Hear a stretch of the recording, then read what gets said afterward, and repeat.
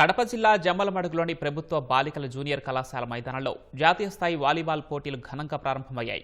TDP Kadapa జిల్లా అధ్యక్షులు భూపేష్ రెడ్డి హాజరై అండర్-14 బాలికల వాలీబాల్ పోటీలను ప్రారంభించారు. దేశవ్యాప్తంగా 30 టీంలు ఈ పోటీలకు హాజరయ్యాయి.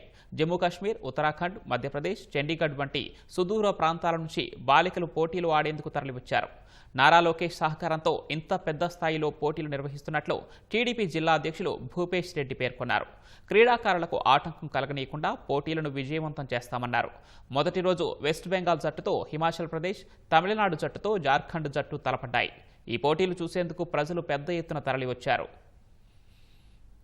యువతను ఏ విధంగా క్రీడల వైపు, అథ్లెటిక్స్ వైపు ఏ విధంగా నడిపించాలా అనే స్ఫూర్తితో మేము కూడా బాధ్యత తీసుకొని ఈరోజు జిల్లా స్థాయిలో అకామిడేషన్స్ సమకూర్చే పరిస్థితులలో ఈరోజు జమ్మలమడుగుకి ఈ అండర్-14 గర్ల్స్ వాలీబాల్ ని తీసుకొని రావడం ఖచ్చితంగా నారా లోకేష్ బాబు గారే దీనికి స్ఫూర్తి.